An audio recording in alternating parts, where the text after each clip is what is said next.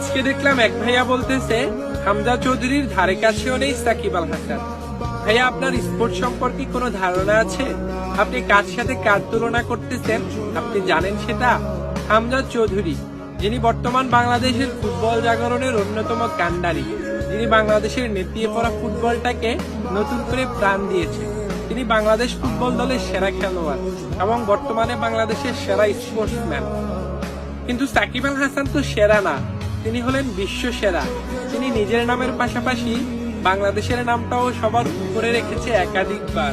তিনি বাংলাদেশটাকে ভিন্নভাবে চিনিয়েছে বিশ্বের স্পোর্টস লাভার মানুষদের কাছে। আপনি তার সাথে হামজা ভাইকে তুলনা করে স্পোর্টসকে কলঙ্কিত করেন না। হামজা চৌধুরী এবং সাকিব আল হাসান দুজনই আমাদের গর্ব করার মতো। আমরা দুজনকে নিয়েই গর্ব করি, তবে একজন হলো সেরা, আরেকজন হলো বিশ্ব সেরা। দুজনের কখনো তুলনা হয় না। ধন্যবাদ।